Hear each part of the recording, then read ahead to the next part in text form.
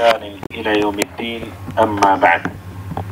أعوذ بالله السميع العليم من الشيطان الرجيم من همزه ونفخه ونفسه. بسم الله الرحمن الرحيم. رب اشرح لي صدري ويسر لي أمري واحلل عقدة من لساني يفقه قولي. سبحانك لا علم لنا إلا ما علمتنا إنك أنت العليم الحكيم. اللهم لا سهل إلا ما جعلته سهلا وأنت تجعل الحزن إذا شئت سهلا. معزز طلباء اور طالبات، آج ہم جیسا کہ آپ سب کو پتہ ہے کہ عقیدے کی بہت ہی اہم کتاب العقیدۃ الواسطیہ پڑھنے جا رہے ہیں۔ کتاب یوں شروع ہوتی ہے کہ الحمدللہ الذی ارسل رسولہ بالہدی ودین الحق لیظہرہ علی الدین کلہ وکفی باللہ شہیدا۔ تمام تعریفیں اس اللہ کے لیے ہیں جس نے اپنے رسول کو بھیجا ہدایت اور دین حق کے ساتھ تاکہ وہ اس کو غالب کر دے تمام ادیان پر، اور اللہ کافی ہے گواہ کے طور پر۔ واشہد ان لا الہ الا اللہ وحدہ لا شریک لہ اقرارا بہ وتوحیدا، اور میں گواہی دیتا ہوں کہ نہیں ہے کوئی حقیقی معبود سوائے اللہ کے، وہ اکیلا ہے، اس کا کوئی شریک نہیں۔ میں گواہی دیتا ہوں اقرار کرتے ہوئے اور پورے اخلاص کے ساتھ۔ واشہد ان محمدا عبدہ ورسولہ، اور میں گواہی دیتا ہوں کہ محمد صلی اللہ علیہ وسلم اس کے بندے اور اس کے رسول ہیں۔ صلی اللہ علیہ وسلم تسلیما مزیدا، رحمتیں ہوں اللہ کی آپ پر اور بہت زیادہ سلامتی ہو۔ اعتقاد الفرقة أما بعد، هذا اعتقاد الفرقة الناجية المنصورة إلى قيام الساعة أهل السنة والجماعة۔ حمد و ثنا کے بعد، حمد و صلاۃ کے بعد، یہ عقیدہ ہے کامیاب ہونے والے، نجات پانے والے فرقے یعنی گروہ اہل سنت والجماعت کا قیامت کے قائم ہونے تک، کہ ایمان لانا اللہ پر، هو الإيمان بالله وملائكته وكتبه ورسله والبعث بعد الموت والإيمان بالقدر خيره وشره، کہ ایمان لانا اللہ پر اور اس کے فرشتوں پر اور اس کی کتابوں پر اور اس کے رسولوں پر، اور موت کے بعد دوبارہ اٹھائے جانے پر، اور ایمان لانا تقدیر پر، اس کے خیر اور اس کے شر ہونے پر۔ ومن الایمان باللہ، اور اللہ پر ایمان لانے میں یہ بات بھی شامل ہے کہ الایمان بما وصف به نفسه فی کتابہ، کہ ایمان لانا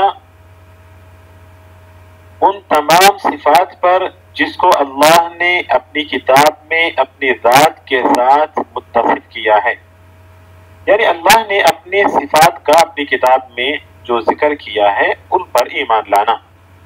وبما وصف به رسولہ صلی اللہ علیہ وسلم، اور ایمان لانا ان تمام صفات پر جس کو رسول اللہ صلی اللہ علیہ وسلم نے اللہ کی ذات کے ساتھ متصف کیا ہے، یعنی اللہ کے رسول صلی اللہ علیہ وسلم نے حدیث میں جن صفات کا تذکرہ کیا ہے اللہ کی، ان پر ایمان لانا بغیر کسی بیجا تعویل کے، من غیر تحریف، بغیر کسی بیجا تعویل یا پھر بغیر کسی تحریف کے، ولا تعطیل، اور بغیر کسی تعطیل کے، ومن غیر تکییف، اور بغیر کسی کیفیت بیان کیے کے، ولا تمثیل، اور بغیر کسی تشبیہ کے یعنی تمثیل کے۔ یہاں تک ہم لوگ پڑھ چکے تھے۔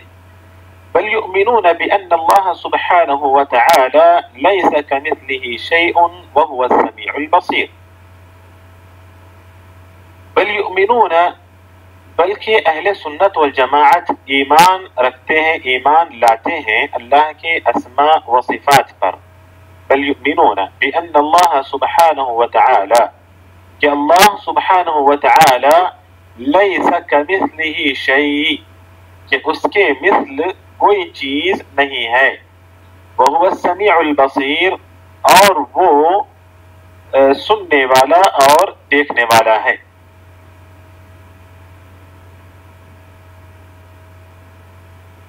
بل یؤمنون، اہل سنت والجماعت اقرار کرتے ہیں، ایمان لاتے ہیں، تصدیق کرتے ہیں اس بات پر کہ اللہ سبحانہ و تعالیٰ کے مثل کوئی چیز نہیں ہے. جیسا کہ اللہ تعالیٰ نے سورۃ الشورى کی آیت نمبر 11 میں ارشاد فرمایا لیس کمثلہ شیء وہو السمیع البصیر. لیس کمثلہ شیء، نہیں ہے اس کے مثل کوئی چیز، وہو السمیع البصیر، اور وہ سننے والا اور دیکھنے والا ہے. اس آیت کریمہ میں اللہ رب العالمین نے سب سے پہلے تمثیل کی نفی کی ہے، مماثلت کی نفی کی ہے کہ اللہ کے مثل کوئی چیز نہیں ہے. پہلے اللہ نے نفی کی ہے، پھر اس کے بعد اللہ رب العالمین نے اپنی دو صفتوں کو ثابت کیا ہے. کہا وہ السمیع البصیر، کہ اللہ رب العالمین سننے والا ہے اور دیکھنے والا ہے. یعنی سب سے پہلے اللہ رب العالمین نے عیب کی نفی کی ہے، یعنی کسی کا کسی کے مثل ہونا یہ عیب ہے، کمال نہیں ہے. کسی چیز کے مثل ہونا یہ عیب ہے، کمال نہیں ہے. تو اللہ نے گویا سب سے پہلے عیب کی نفی کی اس آیت کریمہ میں، یعنی اللہ رب العالمین کی ذات بے عیب ہے، ہر نقص سے پاک ہے. لیس کمثلہ شیء. اس کے بعد اللہ رب العالمین نے کمال کو ثابت کیا، کہا کہ وہ السمیع البصیر، یعنی اللہ رب العالمین عیب سے پاک ہے. کس طرح کا عیب؟ کہ کسی کا کسی کے مثل ہونا، کسی کا کسی کے جیسا ہونا یہ عیب ہے. اور کمال یہ ہے کہ اللہ رب العالمین ہر چیز کو سننے والا ہے اور ہر چیز کو دیکھنے والا ہے.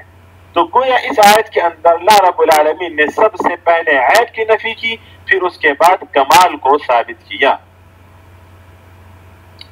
جیسا کہ کہا جاتا ہے کہ انسان کو بننا سنورنا ہے تو پہلے جو جسم پر گندگی ہے اس کو نکالنا ہے. جسم پر جو گندگی ہے پہلے اس کو نکالو، یعنی یہ نفی ہے. پہلے خرابی کو ختم کرو، پھر اس کے بعد اچھائی کو لاؤ. عربی میں محاورے کے طور پر کہا جاتا ہے کہ التخلیہ قبل التحلیہ. التخلیہ، اور اس محاورے کو وہاں بھی استعمال کیا جاتا ہے کہ انسان اگر توبہ کرنا چاہتا ہے تو سب سے پہلے گناہ کو چھوڑے، گناہ سے ہٹ جائے، گناہ کو چھوڑے. گناہ پر رہتے ہوئے توبہ نہیں ہوتی، یعنی پہلے نفی اس کے بعد اس بات. تو یہاں پر اللہ رب العالمین نے سب سے پہلے اس آیت کریمہ میں اپنی ذات کے لیے جو عیب ہے اس کی نفی کی، کہا لیس کمثلہ شیء، اللہ رب العالمین کے مثل کوئی چیز نہیں ہے. پھر اس کے بعد اللہ نے کمال کو ثابت کیا کہ وہ سمیع ہے، وہ بصیر ہے. ٹھیک. اچھا، اس آیت کریمہ کے اندر اللہ رب العالمین نے شیء لیس کمثلہ شیء قواعد بتاتے ہوئے، میں نے شاید بتایا تھا، آپ کو یاد ہوگا، اگر آپ میں سے کسی کو یاد ہو تو یاد ہو، کہ اگر نکرہ نفی کے بعد استعمال ہو، نفی کے بعد اسم نکرہ استعمال ہو تو وہ عموم پر دلالت کرتا ہے. کیا مطلب اس کا؟ لیس کمثلہ شیء، یعنی لیس شیء. لیس نفی ہے، نفی کے بعد شیء استعمال ہوا اور شیء نکرہ استعمال ہوا. تو نفی کے بعد اگر نکرہ استعمال ہو تو عموم پر دلالت کرتا ہے. مطلب یہ ہے کہ کوئی چیز بھی، کائنات کی کوئی چیز اللہ کے مثل نہیں ہے، اللہ کے جیسی نہیں ہے، یہ مطلب ہے اس کا. اچھا، اگر کوئی شخص اللہ رب العالمین کے مثل کسی کو ٹھہراتا ہے، اللہ رب العالمین کا مثیل یا نظیر کسی کو ٹھہراتا ہے، اللہ کا شبیہ کسی کو ٹھہراتا ہے، تو کیا یہ اللہ رب العالمین کی شان میں نقص نہیں ہے؟ کہ اللہ رب العالمین کے شان میں گستاخی نہیں ہے؟ ہاں، کیوں نہیں؟ یہ اللہ رب العالمین کے شان میں نقص ہے، کیونکہ اللہ رب العالمین کو مخلوق کے ساتھ، یعنی ایک کامل کو ناقص کے مماثل ٹھہرانا، ایک کامل اور ایک ناقص، ان دونوں کو ایک دوسرے کا مثیل یا مماثل ٹھہرانا ایک انتہائی غلط بات ہے. بلکہ اس سے جو کامل ہے اس کی شان میں نقص پیدا ہوتا ہے، اس کی شان میں گستاخی ہوتی ہے. جیسے کہ شاعر کہتا ہے ألم تر أن السيف ينقص قدره ألم تر أن السيف ينقص قدره إذا قيل إن السيف أمضى من العصا، کہ کیا تم نے نہیں دیکھا کہ تلوار کی قدر گھٹ جاتی ہے جب کوئی کہتا ہے کہ تلوار عصا سے تیز ہے۔ اگر کوئی کہے کہ بھئی میری تلوار تمہارے عصا سے تیز ہے، تمہاری لکڑی سے تیز ہے، تو کیا تلوار کی شان میں گستاخی نہیں ہے؟ کیا اس کی قدر نہیں گھٹتی؟ تو ایسے ہی ہے، اللہ رب العالمین کی ذات کامل ہے اور انسان وہ ناقص ہے، اس میں نقص ہے۔ تو اللہ یا پھر کائنات کی ہر چیز کے اندر نقص ہے، اگر نقص نہیں ہے تو صرف رب العالمین کی ذات میں نقص نہیں ہے۔ تو اللہ رب العالمین کی ذات کمال کو ایک ناقص کے ساتھ مماثل یا مثیل بنانا یا شبیہ بنانا یا مثل قرار دینا یا مثال دینا، تو یہ اللہ رب العالمین کے شان میں گستاخی ہے۔ یہ اس کے نقصانات ہیں کہ اللہ رب العالمین کے اسماء و صفات کو ہم بغیر کسی تمثیل کے مانتے ہیں، یعنی اہل سنت والجماعت اللہ رب العالمین کے اسماء و صفات پر ایمان لاتے ہیں بغیر کسی تمثیل کے، یعنی ایمان رکھتے ہیں کہ اللہ کے مثل کوئی چیز نہیں ہے۔ اچھا، بعض مرتبہ لوگ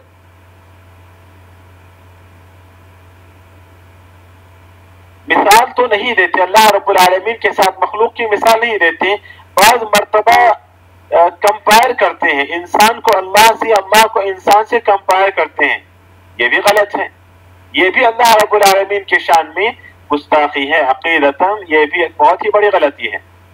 ہاں، بعض مرتبہ چیلنج کے طور پر، تحدی کے طور پر ہم اللہ رب العالمین کے ساتھ موازنہ کر سکتے ہیں، جیسا کہ خود اللہ رب العالمین نے قرآن کے اندر کہا قُلْ أَأَنْتُمْ أَعْلَمُ أَمِ اللَّهُ، کیا تم زیادہ جانتے ہو یا اللہ تعالیٰ زیادہ جانتا ہے؟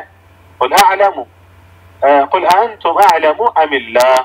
تو اس حالت میں ہم مفاضلہ یا پھر مقارنہ کر سکتے ہیں، یہ بتانے کے لیے کہ ہم سے اللہ رب العالمین کی ذات بہت ہی اونچی ہے، اللہ رب العالمین کی ذات کامل ہے، یہ بتانے کے لیے ہم یعنی تحدی کے طور پر، ایک چیلنج کے طور پر ہم اس طرح کی بات کر سکتے ہیں، ورنہ اللہ رب العالمین کی ذات اللہ رب العالمین کی ذات کو کسی کے مثل قرار دینا یا اللہ رب العالمین کی ذات کے ساتھ مقارنہ کرنا، موازنہ کرنا یا پھر کمپائر کرنا، یہ سب عقیدتاً بے انتہا یا بلکہ بہت ہی گھناؤنی اور بہت ہی بڑی غلطی ہے۔ اچھا، کیوں اتنی باتیں کہی جا رہی ہیں کہ اللہ رب العالمین کے مثل کسی کو نہیں ٹھہرا سکتے ہیں؟ کیونکہ ایک فرقہ نکلا جس کو ممثلہ کہتے ہیں یا مشبیہ کہتے ہیں، وہ اللہ رب العالمین کے اسماء و صفات اللہ کے اسماء و صفات کو مانتا ہے لیکن تمثیل کے ساتھ، اللہ رب العالمین کے اسماء و صفات کی تمثیل دیتا ہے، تشبیہ دیتا ہے، کہتا ہے مثلا کہ اللہ رب العالمین نے کہا کہ وَيَبْقَى وَجْهُ رَبِّكَ، باقی رہے گا تمہارے رب کا چہرہ، تمہارے رب کا چہرہ۔ ہم سیدھے سیدھے ترجمہ یہی کریں گے وجہ ربک۔ اب یہاں وجہن کا ترجمہ اگر کوئی شان سے کرے یا وجہن کا ترجمہ کوئی اور کرے تو یاد رکھیں یہ اہل سنت والجماعت کے عقیدے کے خلاف ہے۔ اگر کسی قرآن کے ترجمے میں اللہ رب العالمین کے ہاتھ کو کوئی لکھتا ہے کہ تبارک الذی بیدہ الملک، بڑی بابرکت ہے وہ ذات جس کے قبضہ قدرت میں، جس کی طاقت میں ساری کائنات کے بادشاہت ہیں، غلط ترجمہ ہے، غلط ترجمہ ہے، کیونکہ اس نے وہاں پر اللہ رب العالمین کے ید کی تعویل کی ہے، یعنی تحریف کیا ہے، وہاں پر وہ تحریف ہے۔ اسی طرح اگر کوئی کہتا ہے تبارک اسم ربک عفوا ویبقى كل من علیہ فان ویبقى وجہ ربک، وجہ ربک، تو یہاں پر وہ کوئی کہتا ہے کہ تمہارے رب کی شان باقی رہے گی، تو یاد رکھیں وہ بھی اہل سنت والجماعت کے عقیدے کے خلاف ہے۔ وہاں پر ہم سیدھے سیدھے ترجمہ کریں گے کہ تمہارے رب کا چہرہ باقی رہے گا، کیونکہ اللہ نے جہاں پر وجہ کا استعمال کیا ہم کہیں گے ہاں اللہ کا چہرہ ہے، جہاں پر اللہ نے کہا ید ہے اللہ کا ہاتھ ہے، جہاں پہ اللہ نے کہا اللہ کا پیر وہاں پہ ہم کہیں گے اللہ کا پیر ہے۔ لیکن وہاں تعویل کرنا یعنی تحریف کرنا یہ اہل سنت والجماعت کے عقیدے کے خلاف ہے، اور یہ ممثلہ کی عقائد میں سے ممثلہ کا طریقہ ہے، ممثلہ جو گروہ ہے اس کا طریقہ ہے۔ لیکن وہ لوگ اپنی بات کو ثابت کرنے کے لیے کہتے ہیں، جب ہم ان سے کہتے ہیں کہ دیکھو بھائی اللہ نے کہا وجہ، ہم کہتے ہیں وجہ ہے، لیکن ہم نہیں جانتے کہ اللہ کا وجہ کس طرح ہے۔ اللہ کہتا ہے کہ اللہ کے ہاتھ ہیں، ہم کہتے ہیں اللہ کے ہاتھ ہیں، لیکن ہم نہیں جانتے کہ اللہ کے ہاتھ کس طرح ہیں۔ تو وہ یہ کہتے ہیں کہ اگر آپ کی بات کو مان لیا جائے کہ قرآن کے اندر اللہ نے اپنے اسماء و صفات کا ذکر کیا ہے، لیکن ہمیں نہیں پتا اس کا کیا مطلب ہے، یعنی اس کی کیفیت کیا ہے، اس کا مطلب یہ ہے کہ اللہ نے قرآن کے اندر ایسے کلمات یا اپنے ایسے ناموں کو ذکر کیا ہے جو انسان کی سوچ اور سمجھ سے باہر ہے، اور یہ نقص ہے۔ اس طرح کا اعتراض کرتے ہیں۔ اعتراض سمجھ میں آیا آپ لوگوں کو؟ پھر سے ایک مرتبہ سنیں ان کا اعتراض، کتنا باریک ان کا اعتراض ہے اور کتنا بھونڈا بھی اعتراض ہے، یہ دیکھیں۔ کہتے ہیں کہ قرآن تو عربی زبان میں ہے اور ہم سب عرب ہیں، عربی تو ہم سمجھتے ہیں، ہاں تو عربی جب ہم سمجھتے ہیں، تو اللہ رب العالمین نے قرآن کے اندر جب جو بھی لفظ استعمال کیا ہے قرآن کے اندر، وہ تو وہی استعمال کرے گا نا جس کو ہم سمجھ سکتے ہوں۔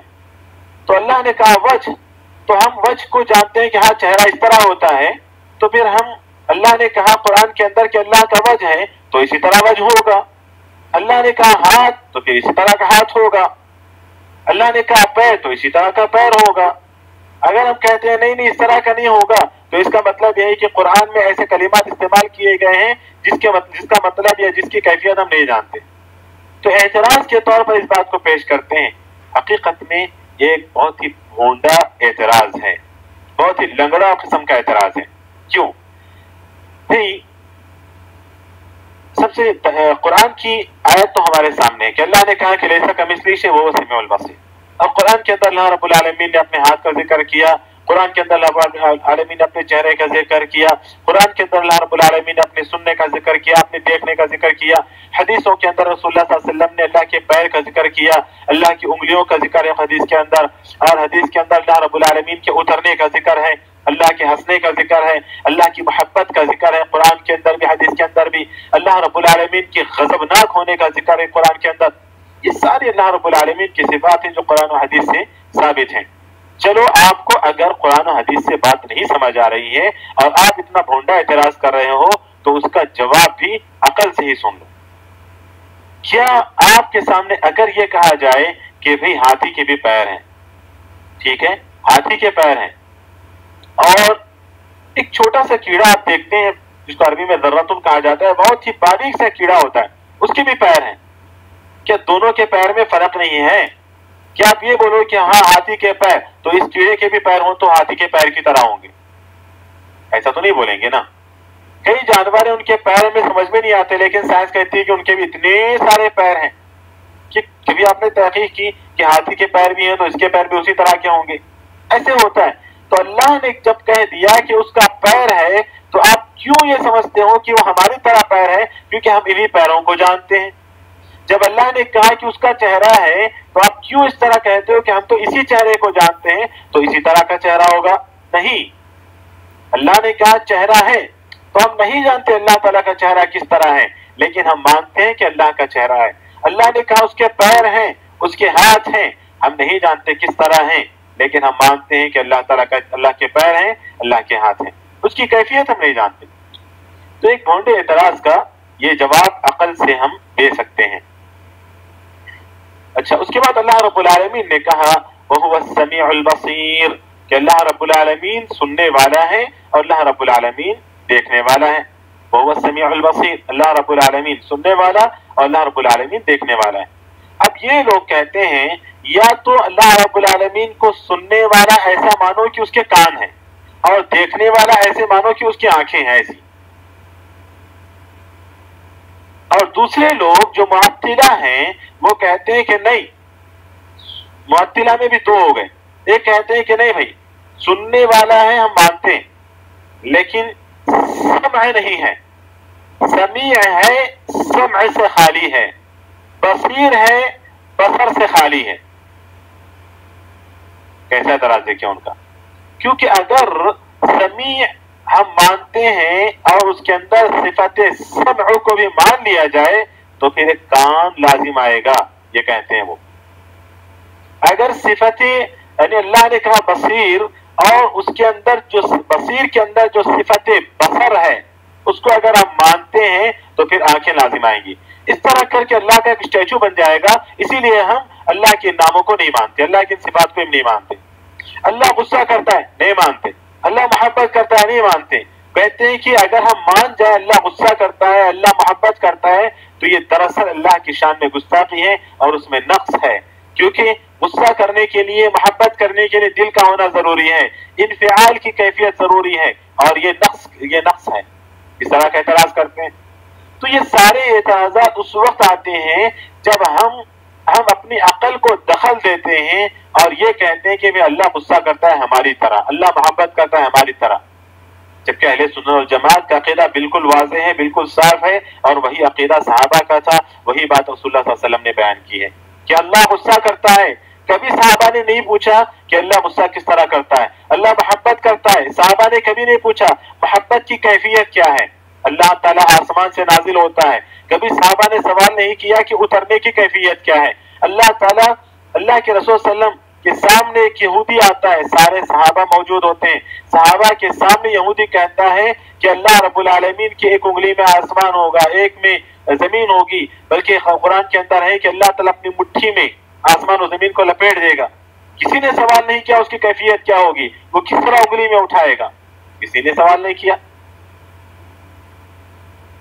تو اللہ رب العالمین کے اسماء و صفات کو ویسے ہی ماننا ہے جیسے کہ کتاب و سنت میں ہے۔ یہاں پر اللہ رب العالمین نے عیب کی نفی کرنے کے بعد اللہ رب العالمین نے کمال کو ثابت کیا سمیع و بصیر کہہ کے، یہ بتانے کے لیے کہ اگر صرف لیس کمثلہ شیء پر اگر رک جاتے اللہ رب العالمین تو پھر وہ ایک نقص ہوتا کہ اس کے مثل کوئی چیز نہیں ہے، اس کے مثل کوئی چیز نہیں ہے۔ لیکن اللہ کی ذات کو ثابت بھی کرو کہ اللہ رب العالمین کے کمال کو ثابت کرو۔ اللہ نے کمال کو ثابت کرنے کے لیے اپنے دو ان صفتوں کا تذکرہ کیا کہ جن سے وہ معبودان باطلہ عاری تھے، جن کے لوگ اللہ کو چھوڑ کر عبادت کرتے تھے۔ جیسا کہ اللہ رب العالمین نے کہا ان تدعوهم لا يسمعوا دعاءكم ولو سمعوا فاستجابوا لكم ان تدعوهم لا يسمعوا دعاءكم، اگر تم پکارتے ہو انہیں بلاتے ہو تو وہ تمہاری دعاؤں کو نہیں سنتے ہیں، اور اگر سنتے بھی ہیں تو وہ جواب نہیں دے پائیں گے، وہ تمہاری مرادیں پوری نہیں کریں گے۔ پھر اللہ تعالیٰ نے کہا والذین يدعون من دون اللہ لا يخلقون شيئا وهم يخلقون اموات غیر احیاء، وہ تو مرے ہوئے ہیں، مردہ ہیں، وہ تمہاری آواز کو نہیں سنتے ہیں۔ ایک اور جگہ اللہ تعالیٰ نے سورہ احقاف کے آیت نمبر 5 میں کہا وَمَنْ أَضَلُّ مِمَّنْ يَدْعُو مِن دُونِ اللَّهِ مَنْ لَا يَسْتَجِيبُ لَهُ إِلَى يَوْمِ الْقِيَامَةِ وَهُمْ عَنْ دُعَائِهِمْ غَافِلُونَ، ان کی پکار سے وہ غافل ہیں۔ لیکن اللہ رب العالمین کا کمال یہ ہے کہ اللہ رب العالمین سمیع ہے اور بصیر ہے۔ تو خلاصہ کلام یہ ہے کہ اہل سنت والجماعت اللہ رب العالمین کے اسماء و صفات پر ایمان رکھتے ہیں تمثیل کی نفی کرتے ہوئے، تمثیل کی نفی کرتے ہوئے، کیونکہ وہ عیب ہے، تمثیل عیب ہے، اور اللہ رب العالمین کے اسماء و صفات کو ثابت کرتے ہوئے اس پر ایمان رکھتے ہیں کہ اللہ رب العالمین سمیع ہے، اس کے اندر صفت سمع ہے، سننا ہے، اور وہ بصیر ہے، اس کے اندر صفت بصر ہے۔ اور اگر ہم اللہ رب العالمین کے ان اسماء و صفات کو مانتے ہیں تو اس کا بڑا فائدہ یہ ہوتا ہے کہ انسان، خاص طور پر یہ دو نام اللہ رب العالمین کے سمیع البصیر، اگر ہم اللہ رب العالمین کے نام سمیع پر ایمان رکھتے ہیں، اگر ہمارا ایمان پکا اور سچا اور مضبوط ہو جائے تو اللہ کی قسم ہماری زبان سے کبھی ایسا کلمہ نہیں نکلے گا جو اللہ کو ناراض کرنے والا ہو، جو اللہ رب العالمین کی ناراضگی بولنے والا ہو۔ ایسا کوئی کلمہ ہماری زبان سے نہیں نکلے گا۔ ہم ڈریں گے، ہم سوچ سمجھ کر بات کریں گے، ہم پھونک پھونک کر قدم اٹھائیں گے، کیونکہ ہماری ہر بات، ہمارا ایمان ہے کہ ہماری ہر بات اللہ رب العالمین سننے والے ہیں۔ اگر ہماری زبان سے وہ ساری باتیں نکلتی ہیں جس سے اللہ تعالیٰ ناراض ہوتا ہے، جس سے اللہ رب العالمین کی ناراضگی ہم مول لیتے ہیں، تو یاد رکھیں مطلب یہی ہے کہ ہمارا ایمان اللہ رب العالمین کے اسماء و صفات پر مکمل نہیں ہے۔ اسی طرح اگر اللہ رب العالمین کے نام، اللہ رب العالمین کے نام بصیر پر ہمارا ایمان ہو جائے، بصیر پر ہمارا ایمان ہو جائے، تو اللہ کی قسم کبھی ہم سے کوئی ایسا کام نہیں ہوگا جس سے کہ اللہ رب العالمین ناراض ہو جائے۔ اگر ہم سے ایسے کام سرزد ہو رہے ہیں تو مطلب یہی ہے کہ ہمارا ایمان کمزور ہے، ہمارا عقیدہ کمزور ہے، ورنہ اگر ہمارا ایمان مضبوط ہو جائے تو پھر ہم ہر طرح کی نافرمانی سے اللہ کی بچ جائیں گے، شرم محسوس کریں گے، کیونکہ اللہ رب العالمین سنتا ہے، کیونکہ ہمارا ایمان ہے کہ اللہ رب العالمین دیکھتا ہے۔ اس کے بعد مؤلف رحمۃ اللہ علیہ نے کہا کہ فلا ينفون عنه ما وصف به نفسه ولا يحرفون الكلمة عن مواضعه ولا يحرفون الكلمة عن مواضعه فلا ينفون عنه ما وصف به نفسه۔ اہل سنت والجماعت نفی نہیں کرتے ان صفات کی جس کو اللہ تعالیٰ نے اپنی ذات کے ساتھ متصف کیا ہے، یعنی اللہ رب العالمین کی صفات کی نفی نہیں کرتے ہیں اور نہ ہی اس کے معنی اور مطلب کو بدل دیتے ہیں، اس کے معنی اس کو یعنی اللہ رب العالمین کے کلام کو اس کی معانی اور اس کے حقائق سے بدل دیتے ہیں۔ یہ اہل ایمان یعنی ایمان والے یعنی اہل سنت والجماعت ایسا نہیں کرتے، یہ مؤلف رحمۃ اللہ علیہ نے آگے کہا۔ اس کے بعد کہا کہ بل یؤمنون باللہ بان اللہ سبحانہ وتعالی لیس کمثلہ شیء وهو السمیع البصیر فلا ينفون عنه ما وصف به نفسه، وہ نفی نہیں کرتے ان تمام صفات کی جس کو اللہ تعالیٰ نے اپنی ذات کے ساتھ متصف کیا ہے۔ ولا يحرفون الكلمة عن مواضعه ولا يحرفون الكلمة عن مواضعه، اور نہیں بیجا تعویل کرتے ہیں یا نہیں بدل دیتے ہیں اللہ رب العالمین کے کلام کو، اس کی اللہ رب العالمین کے کلام کی معانی کو یا اس کے حقائق کو نہیں بدل دیتے ہیں۔ ولا يحرفون الكلمة عن مواضعه، تو یہاں پر اللہ رب العالمین نے جن اسماء اور جن صفات کا ذکر قرآن کے اندر کیا ہے ان کی اہل سنت والجماعت نفی نہیں کرتے، چاہے وہ صفات ذاتیہ ہوں یعنی صفات ذاتیہ خبریہ ہوں، چاہے صفات ذاتیہ معنویہ ہوں، چاہے صفات فعلیہ خبریہ ہوں، چاہے صفات فعلیہ معنویہ ہوں۔ یہ کیا ہیں؟ صفات ذاتیہ خبریہ، صفات ذاتیہ معنویہ، اسی طرح صفات فعلیہ، یہ کیا ہے اللہ رب العالمین کے؟ میں پچھلی کلاس میں بتا چکا ہوں، پھر بھی سرسری طور پر میں ذکر کر دوں کہ اللہ رب العالمین کے صفات ذاتیہ کو ایسے ہی مانتے ہیں جیسے اللہ نے ذکر کیا، یعنی اللہ رب العالمین کی صفات ذاتیہ میں سے الحیات یہ اللہ کی صفات ذاتیہ میں سے ہے، القدرت یہ اللہ کی صفات ذاتیہ میں سے ہے، اور العلم یہ اللہ رب العالمین کی صفات ذاتیہ میں سے ہے۔ اور صفات ذاتیہ معنویہ ہو سکتی ہیں اور صفات ذاتیہ خبریہ ہو سکتی ہیں۔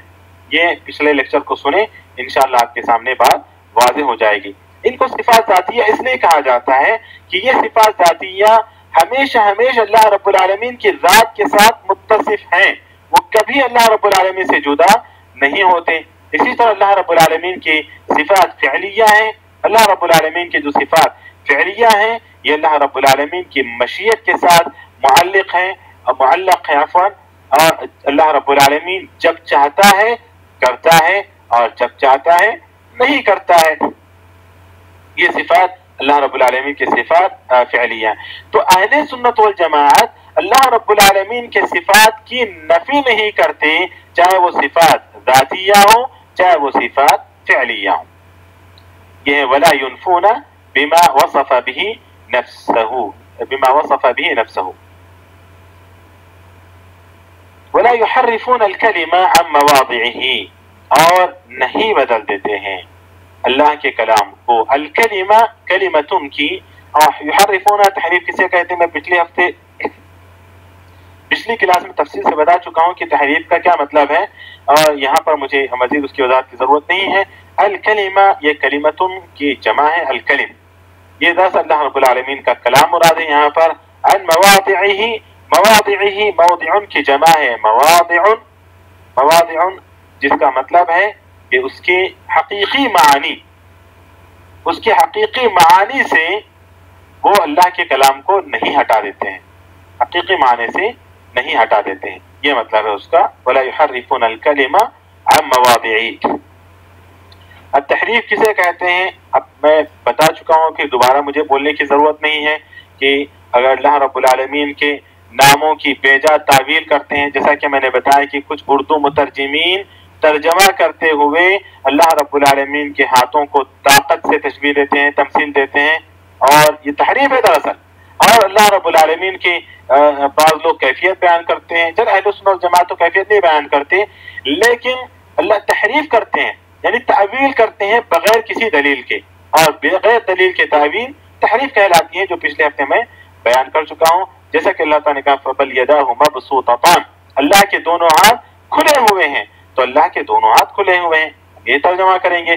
وہاں پر یہ نہیں کریں گے کہ اللہ رب العالمین کی نعمتیں پھیلی ہوئی ہیں، اللہ رب العالمین کی مدد پھیلی ہوئی ہے، یا اللہ رب العالمین کے احسانات بے شمار ہیں، اس طرح کا کوئی مطلب کوئی معنی نہیں کریں گے ہم لوگ بل یداہ مبسوطتان، کیونکہ تحریف یہ دراصل یہودیوں کی صفات میں سے ہے، جیسا کہ اللہ رب العالمین نے سورہ نساء کی آیت نمبر 46 میں کہا من الذین ہادوا یحرفون الکلم عن مواضعہ، یہودیوں میں سے وہ لوگ جو اللہ کے کلام کو اس کے حقیقی معنوں سے ہٹا دیتے ہیں، یعنی بدل دیتے ہیں۔ تو کتاب یہاں پر مؤلف رحمۃ اللہ علیہ نے جو ذکر کیا یحرفون الکلم عن مواضعہ، یہاں پر تحریف اللہ رب العالمین کے ناموں میں بھی ہے، اللہ رب العالمین نے کتاب و سنت کے اندر، کتاب و سنت کے نصوص کی معنوں کو، کتاب و سنت کے جو نصوص ہیں اس کے حقیقی معانی سے اس کو ہٹا دینا، یہ اللہ رب العالمین کے جو اسماء و صفات ہیں اس کے حقیقی معنی سے اس کو ہٹا دینا، یہی تو تحریف ہے۔ اور یہ تحریف یہودیوں کی صفات میں سے ہے، یہودیوں کے اعمال میں سے ہے، ہمیں بچنے کی ضرورت ہے، کیونکہ یہود وہ ہیں جن پر اللہ رب العالمین کا غضب نازل ہوا ہے۔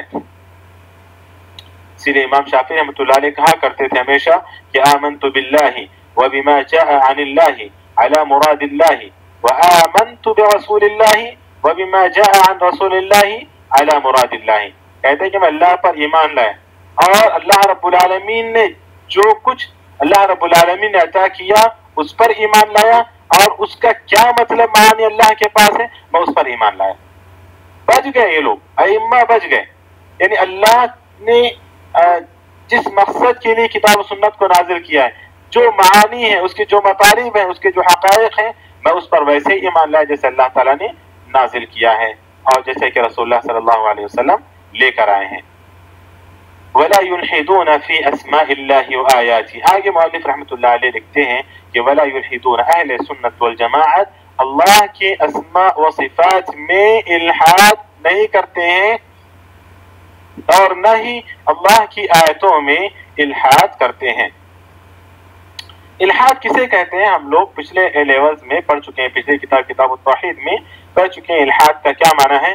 اگر کسی کو یاد ہو تو جلد سے جلد یہاں پر لکھنے کی کوشش کریں الحاد کی تعریف جو میں نے لکھائی تھی، اگر کسی کے پاس ہو تو۔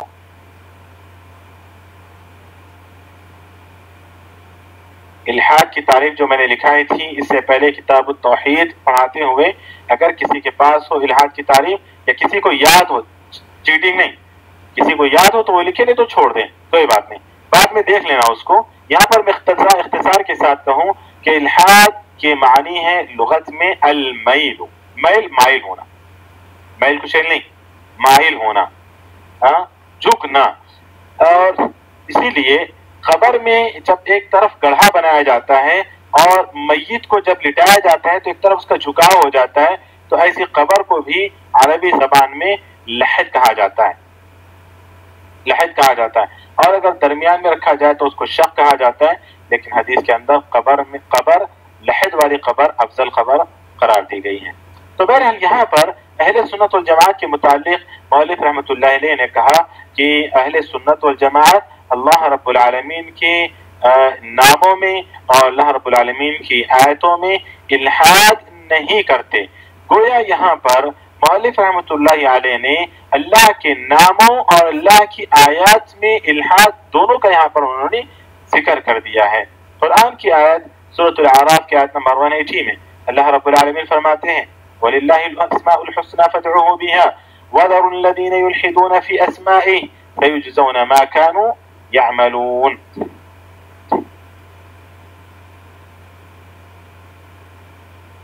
چلیں چھوڑ دیں، ابھی تکلیف نہ اٹھائیں، چھوڑ دیں، ابھی سنیں۔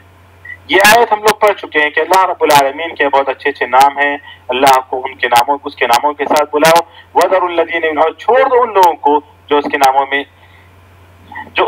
میں الحاد کرتے ہیں، جو اس کے ناموں میں الحاد کرتے ہیں، ایسے لوگوں کو چھوڑ دو، یہ اللہ رب العالمین نے کہا۔ تو یہاں پر الحاد کے معنی ہے، اختصار کے ساتھ میں ذکر کروں تو اللہ کے ناموں میں الحاد یہ ہے کہ اس کے جو حقیقی معانی ہیں، کسی نے لکھ دیا، چلیں، اللہ کے ناموں کی حقیقت کو بدل دینا، بالکل حقائق سے۔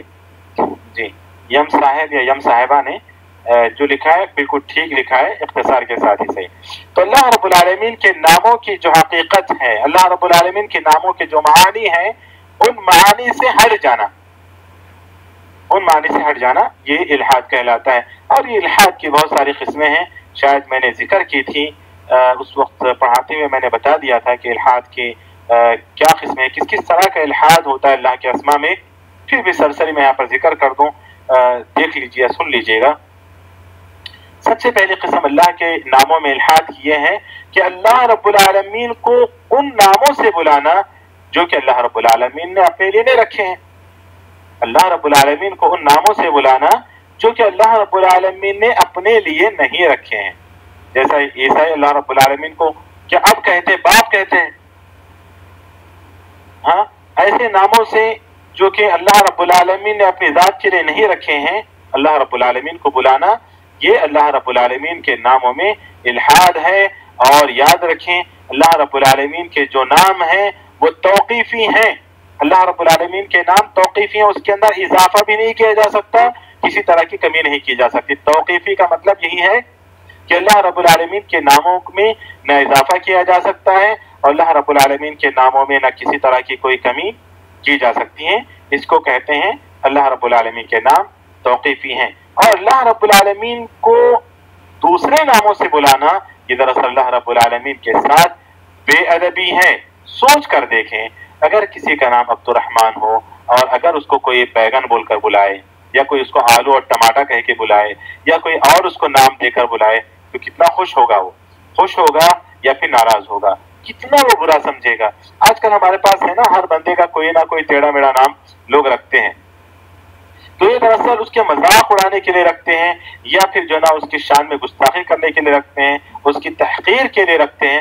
تو اسی طرح یہاں تو انسان برداشت نہیں کرتا اگر اس کا نام چھوڑ کر کسی اور نام سے اس کو بلایا جائے، چلے ٹیڑھے میڑھے نام ہی نہیں بلکہ اگر عبد الرحمن کو محمد کہہ کر بلایا جائے یا جو ہے نا چاند کہہ کر بلایا جائے یا پھر جو ہے نا سٹار کہہ کر یا سورج کہہ کے بلایا جائے، ہمارے پاس نام رکھتے ہیں اس طرح چاند، سورج، ستارہ، تو ایسے کہہ کے بلایا جائے، نام اس کا عبد الرحمن یا عبداللہ ہے تو خوش ہوگا؟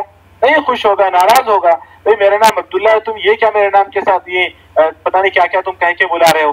تو انسان جب برداشت نہیں کرتا تو اللہ رب العالمین وہ مالک الملک ہے، اللہ رب العالمین کائنات کو بنانے والا ہے، وہ کائنات کا مالک، وہ کیسے برداشت کرے گا کہ اس کو اس کے نام چھوڑ کر کوئی اور نام سے اس کو بلایا جائے؟ یہ دراصل اللہ رب العالمین کے ناموں کے ساتھ الحاد ہے۔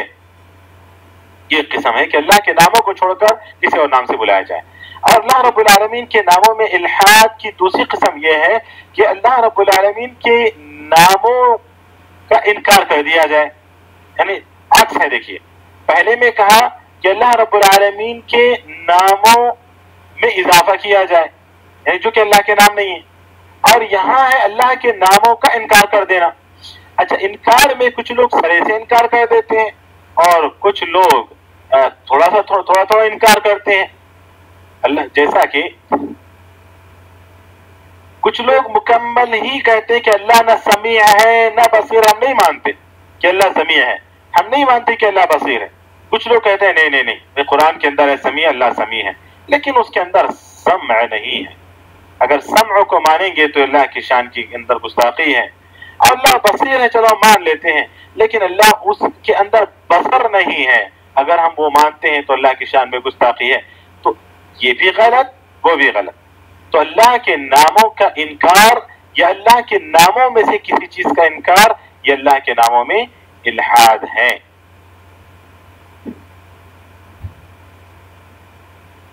اور تیسری قسم اللہ کے ناموں میں الحاد کی وہ یہ کہ اللہ کے صفات، اللہ رب العالمین کے صفات کا انکار کر دیا جائے. اللہ رب العالمین کی صفات کا انکار کر دیا جائے مکمل طور پر. پہلے تو میں نے اللہ کے اسماء کا ذکر کیا تھا، جو کہ مثال میں نے دی تھی وہ مثال صحیح نہیں تھی، کیونکہ سمیع بصیر اللہ رب العالمین کے اسماء تو عفوا.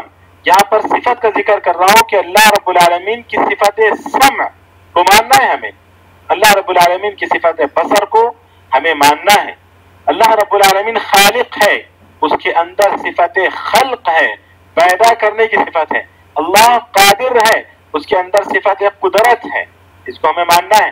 اگر کوئی اللہ رب العالمین کو خالق تو مانتا ہے لیکن خلق کا انکار کرتا ہے، قادر تو مانتا ہے قدرت کا انکار کرتا ہے، تو یہ معتزلہ کی نشانیوں میں سے، معتزلہ کی صفات میں سے ہیں، اور یہ اللہ کے ناموں میں، اللہ کی صفات میں الحاد ہے. یعنی پہلے میں نے بتایا کہ اللہ کے ناموں کو چھوڑ کر ایسے ناموں سے اللہ کو بلانا جو کہ اللہ کے نام نہیں ہیں، نمبر ایک. اور دوسرا اللہ کے ناموں میں الحاد یہ ہے کہ اللہ رب العالمین کے ناموں کا انکار کر دینا مکمل طور پر انکار کر دینا یا جزوی طور پر انکار کرنا. اور تیسرا میں نے بتایا کہ اللہ کی صفات کا انکار کرنا، اللہ کی صفات کا انکار کرنا یہ بھی اللہ کی اسماء و صفات میں الحاد ہے.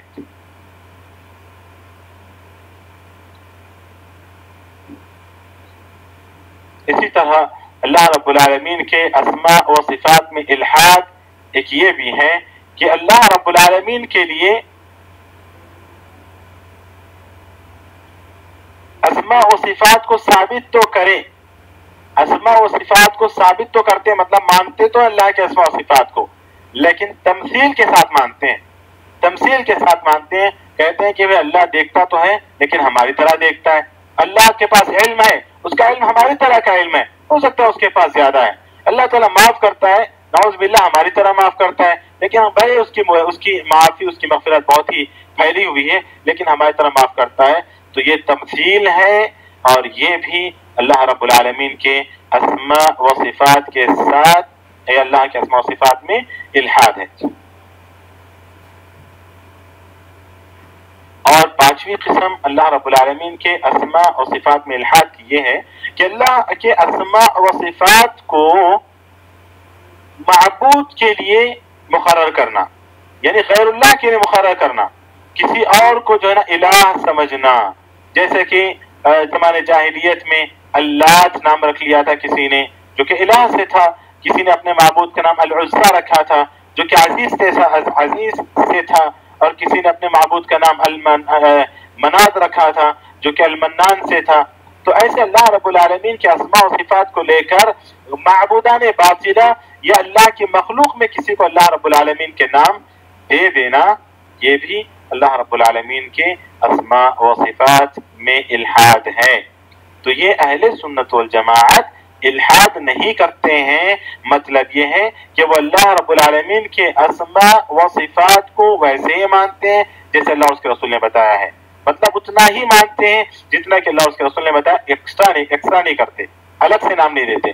اور نہ ہی اللہ کے اسماء و صفات کا انکار کرتے ہیں، نہ ہی اللہ کی صفات کا انکار کرتے ہیں، اور نہ ہی اللہ رب العالمین کے اسماء و صفات کو غیر اللہ کے ساتھ تشبیہ دیتے ہیں. اور پانچویں چیز، نہ ہی اللہ رب العالمین کے اسماء و صفات کو معبودان باطلہ کو دے دیتے ہیں. یہ ہے وَلَا يُلْحِدُونَ فی اسماء اللہ وصفاتہ، یہ مطلب ہے اس کا، ولا یلحدون فی اسماء اللہ وصفاتہ ولا یحرفون الکلمہ عن مواضعہ۔ ٹائم ہو رہا ہے ہماری کلاس کا، لیکن تھوڑا سا یہ حصہ بس میں ذکر کر دوں، اس کے بعد انشاءاللہ میں اپنی بات کو ختم کر دوں گا۔ ولا یحرفون فی اسماء اللہ وصفاتہ، اور نہ ہی اللہ رب العالمین کے اسماء و صفات میں تحریف کرتے ہیں۔ تحریف کا مطلب کیا ہے؟ میں تفصیل سے بتا چکا ہوں کہ تحریف یعنی لفظی تحریف بھی ہوتی ہے، معنوی تحریف بھی ہوتی ہے۔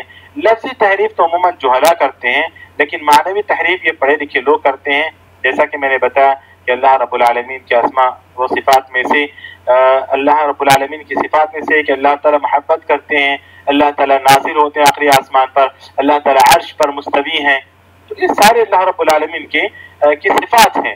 تو اس میں تحریف یہ ہے کہ یہ کہنا کہ بھئی اللہ رب العالمین اترتا نہیں ہے، اس کا یہ مطلب ہے، اللہ رب العالمین کا ہاتھ نہیں ہے، اس کا یہ مطلب ہے، اللہ رب العالمین کا چہرہ نہیں ہے، اس کا یہ مطلب ہے، یہ تحریف ہے۔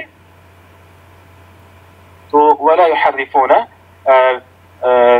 فی اسماء اللہ و آیاتہ، اور اللہ رب العالمین کے آیات میں اور اللہ رب العالمین کے اسماء میں وہ تحریف نہیں کرتے، اور تحریف کے متعلق کافی تفصیل سے میں بات کر چکا ہوں۔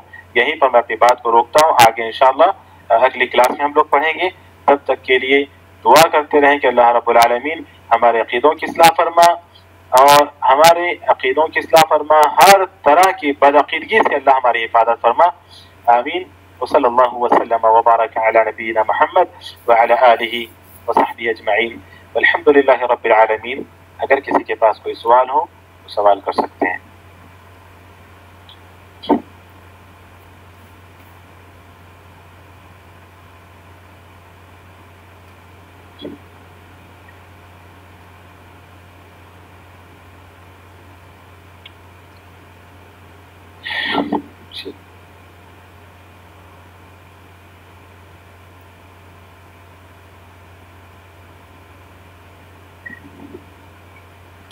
چلے الحمدللہ، کوئی سوال کسی کے پاس نہیں ہے۔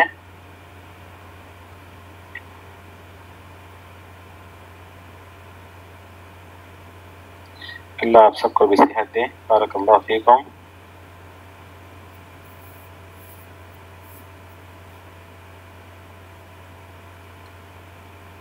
جی بالکل صحیح ہے۔